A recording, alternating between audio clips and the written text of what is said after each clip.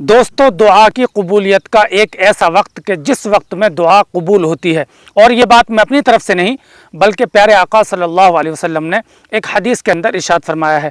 چلیے میں آپ کو حدیث سناتا ہوں، لیکن دوستو اس سے پہلے آپ سے ایک چھوٹی سی گزارش ہے کہ آپ اس حدیث کو صدقہ جاریہ سمجھ کر آگے ضرور شیئر کریں تاکہ ہمارے اور بھائی بھی اس ویڈیو سے فائدہ اٹھا لیں، کیونکہ بہت سارے بھائیوں کی شکایت رہتی ہے کہ ہماری دعا قبول نہیں ہوتی۔ تو چلیے آج کی حدیث میں آپ کو بتاتا ہوں کہ کون سا ایسا وقت ہے کہ جس میں دعا قبول ہوتی ہے۔ اللہ کے نبی صلی اللہ علیہ وسلم ایک حدیث کے اندر ارشاد فرماتے ہیں کہ اذان اور اقامت کے درمیان میں دعا قبول ہوتی ہے۔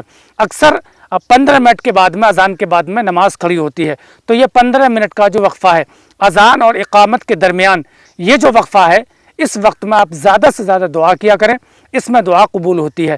صحابہ کرام نے اللہ کے نبی صلی اللہ علیہ وسلم سے پوچھا کہ اللہ کے نبی ہم کیا دعا مانگا کریں اس درمیان میں؟ تو اللہ کے نبی نے فرمایا کہ دنیا اور آخرت کی اللہ تعالیٰ سے عافیت مانگا کرو۔